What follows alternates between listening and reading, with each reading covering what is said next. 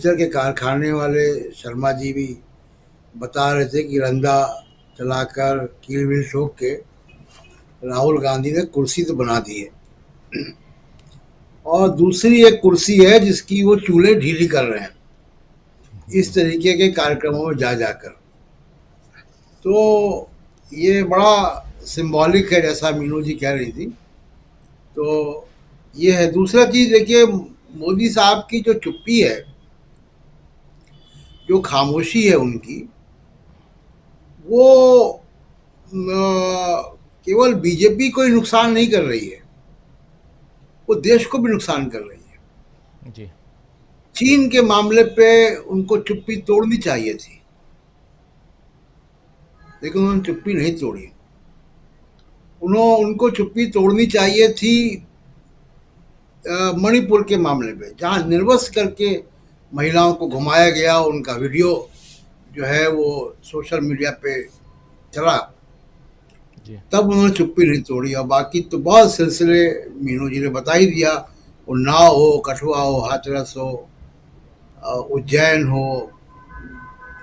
तो उससे लगता है कि मोदी जी जो है काफी कठोर दिल के हैं। जी। खिलाड़ियों को ट्वीट करते हुए, खिलाड़ियों को बधाई देने के ट्वीट पे वो जरूर वो करते, लेकिन वही खिलाड़ी आज भी उनके 5-6 ट्वीट में देख रहा था खिलाड़ियों को उन्होंने बधाई दी है। लेकिन जब यही खिलाड़ी यौन शिक्षा, यौन शोषण के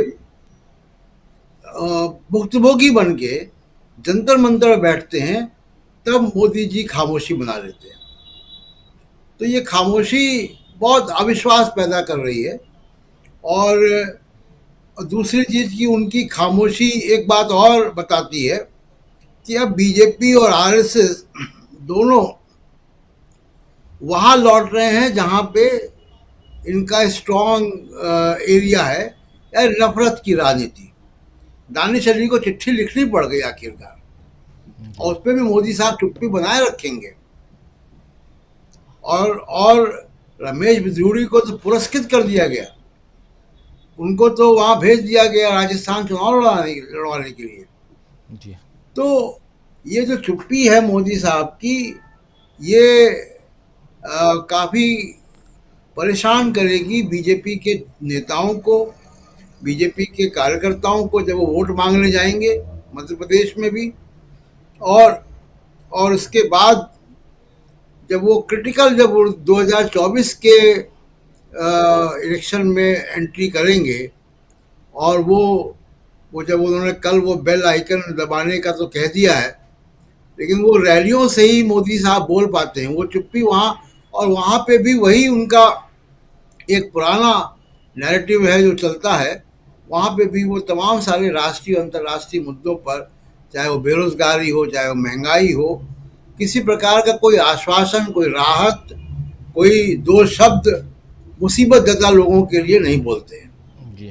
तो राजनीति अपनी जगह है, लेकिन अगर आप देश के प्रधानमंत्री हैं, और देश के प्रधानमंत्री रहते हुए अगर आप इन ऐसे मामलों पर चुप रहते हैं, तो इसका बड़ा विपरीत असर जनता के मनोबल पे जाता है। आप अगर सीमा पर कुछ अगर गड़बड़ है, और चीन अगर अंदर घुस गया और आपकी खामोशी बनी हुई है, और चीन के राष्ट्रपति के साथ आप मिल भी रहे हैं, लेकिन खामोशी बनी हुई है, तो उससे बड़ा विपरीत जो है कि वो चुप रहेंगे, जनता उनको वोट देगी। नहीं राजीव जी, असर तो पड़ चुका। मैं बहुत संक्षेप में बात करूंगा क्योंकि आपकी तबीयत नासाज है। देखिए, मोदी जी के, और इसको बाद में किसी और दिन हम एक्सप्लेन करेंगे जी। विस्तार से, मोदी जी के हाथ से जो ग्रिप है वो कमजोर हो गई है, जी। और उसके कई सारे सबूत मिल रहे हैं। हम लोगों ने तमाम यहाँ पे चर्चा की कि नया कोई एक पद क्रिएट होगा संजय कुमार मिश्रा ईडी के डायरेक्टर के लिए, नहीं हुआ, अभी तक नहीं हुआ। हम लोगों ने यहाँ चर्चा की, और पूरे देश में चर्चा हुई, और ये प्लांट किया गया मीडिया में कि one nation one election. BJP की राजस्थान और मध्य प्रदेश की हलचल से दिख रहा है कि वन नेशन वन इलेक्शन नहीं होने जा रहा है। क्यों नहीं होने जा रहा? समर्थन नहीं मिल रहा अंदर से। तो मोदी साहब के हाथ से चीजें छूट रही हैं। जो मैंने लाइटर तरीके वीन में कहा था, लाइटर वीन में कि वो उनके कुर्सी की चूड़ी हिल रही है, तो वो हिल रही है। चीन को लेकर चुप्पी है, तमाम चीज़ों को लेकर चुप्पी है। वो चुप्पी जो है उसकी आवाज़ बढ़ती जा रही है। और राहुल गांधी अगर देखिए यात्रा लेके निकलेंगे गाजियाबाद से गाजीपुर, जैसा इमरान प्रतापगढ़ी ने बताया है बुशरा खानम को, मैं दावे के साथ कह सकता हूं कि उनका अयोध्या में तो बहुत ऐतिहासिक स्वागत होगा। क्योंकि अभी मैं वहां से होकर आया और मैंने देखा है कि कितना लोग इंतजार